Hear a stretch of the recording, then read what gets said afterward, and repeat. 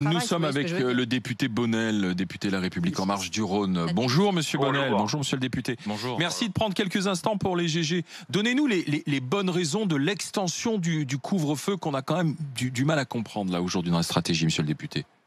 Écoutez, moi j'ai envie de vous faire la comparaison avec des gens qui sont des météorologues et quand ils voient au milieu de l'Atlantique se former une tornade, et ben sur la plage au bord de l'océan, les gens continuent à se baigner en disant il se passe pas grand-chose. Et en fait la perception de la tornade est toujours pas là. Et bien en fait c'est la même chose pour l'épidémie. On n'a pas conscience de ce qui est en train de nous arriver dessus. C'est très loin. Et quand ça va arriver, par contre, ça va surprendre tout le monde et là on dira ah mais si on avait su. Eh bien c'est le si on avait su. Ces mesures-là. Et en tout cas, c'est très frustrant parce que j'espère qu'elles vont marcher, auquel cas il n'y aura pas des dégâts considérables sur la tornade. Et puis j'ai entendu aussi vos commentateurs et moi je voudrais dire quelque chose. Il faut arrêter de pointer du doigt tout le monde. Je crois que c'est pas vrai de dire qu'il n'y a pas de soutien de télétravail dans l'espace public. Moi je connais plein d'administrations qui ont organisé du télétravail. Alors peut-être c'est pas arrivé dans la préfecture de la personne qui parlait juste avant moi, mais je peux vous dire qu'il y a énormément de préfets, il y a énormément d'administrations qui prennent en charge le télétravail comme dans le privé. Et si on commence justement à les pointer du doigt, moi je l'ai attrapé le Covid, j'en sors de 10 jours de cauchemar et je peux vous dire que c'est pas drôle et je le conseille à personne. J'ai à peine aujourd'hui, je recommence à peu près à vivre à peu près normalement.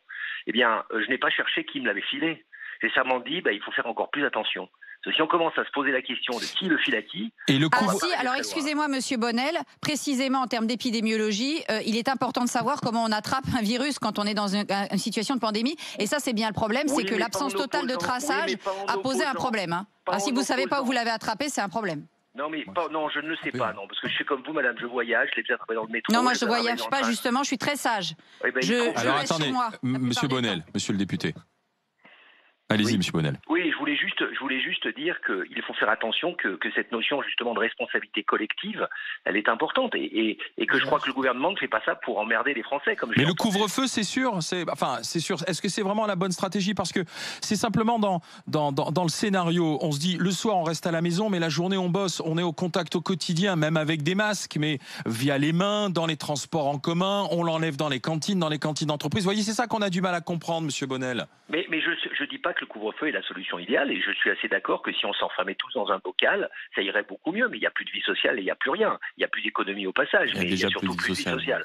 Donc là, je crois qu'aujourd'hui, c'est une espèce de réponse graduée. La réponse graduée aujourd'hui de ce couvre-feu, c'est de dire, écoutez, on va essayer de limiter, on va voir ce que ça va donner. Si dans 3 semaines ça marche pas, je suis persuadé qu'effectivement, ce que vous avez appelé le tour de vis, ce sera le confinement général. Mais non, mais ça peut être par exemple une amélioration des horaires et c'est quelque chose qui ira encore plus loin. Une amélioration. Ouais. Merci Monsieur Bonnel et bon rétablissement à vous surtout. Bon rétablissement. Merci Monsieur Bonnel.